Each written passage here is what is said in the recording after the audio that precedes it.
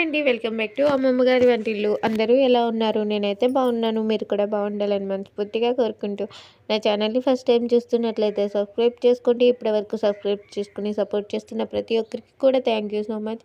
Video చూస్తున్న ప్రతి ఒక్కరు కూడా ఒక లైక్ చేయండి ఫ్రెండ్స్. మీరు లైక్ చేయడం వల్ల ఈ వీడియో మరింత మందికి చేరుతోంది. అలానే నాకు మోటివేషన్ లాగా ఉండి ఇంకా మంచి మంచి వీడియోస్ చేయాలి, నా ఛానల్ ఇంకా గ్రోత్ అవుతుంది కదా, ఇంకొన్ని వీడియోస్ పెట్టాలని ఇంట్రెస్ట్ కూడా కలుగుతుంది. ప్లీజ్ వీడియోని లైక్ చేయడం మాత్రం మర్చిపోకండి. ఈరోజు మన వ్లాగ్ వచ్చేసి గురువారం రోజు తీసిన వ్లాగు. ఆ రోజంతా కూడా ఉదయం నుంచి ఫుల్ వర్షం అయితే పడుతుంది. ఈ మధ్యకాలంలో ఇంత వర్షం పడడం అంటే ఎప్పుడూ రాలేదు.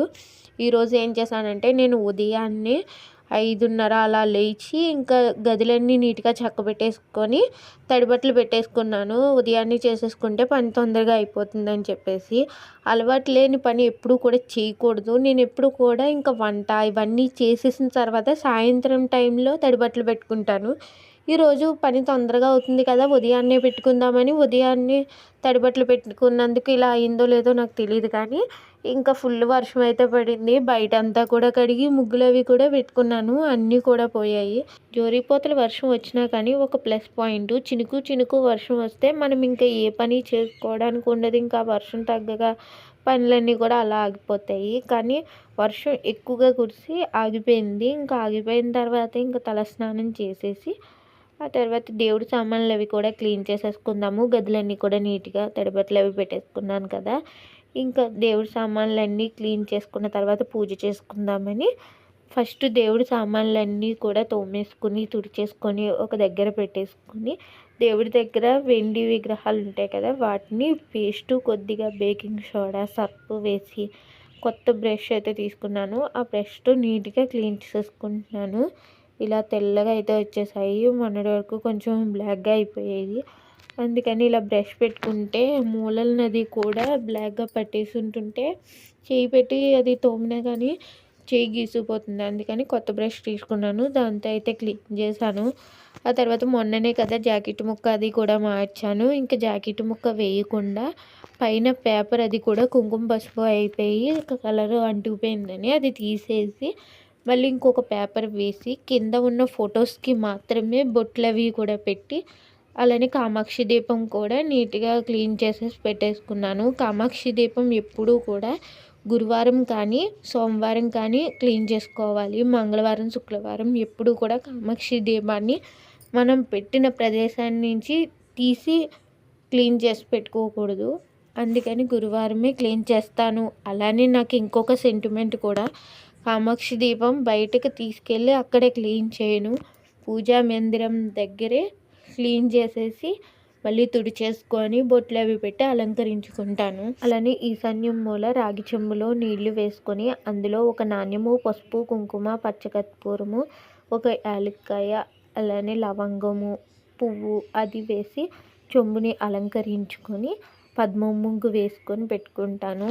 ఈశాన్యం మూల బయట అయినా పెట్టుకోవచ్చు, హాల్లో అటు సైడ్ కూడా పెట్టుకోవచ్చు. మాకు హాల్ ఓపెన్గా ఉంటుందని చెప్పేసి నేను దేవుడి గది మూల ఈశాన్యం దగ్గర పెట్టుకుంటాను. అది కూడా గురువారము సోమవారం క్లీన్ చేసుకొని వాటర్ అది కూడా మార్చుకొని మళ్ళీ అలంకరించుకొని పెట్టుకుంటాను. ఈరోజు అది కూడా పెట్టేశాను. దేవుడి దగ్గర అంతా కూడా నీట్గా సర్దేసి దీపం పెట్టుకుని పూజ చేసుకుని ఆ తర్వాత దోశలు వేసుకొని టిఫిన్ అయితే చేసేసాను.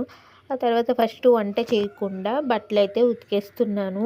మేఘం అలానే ఉంది, మళ్ళీ వర్షం వచ్చేలానే ఉంది.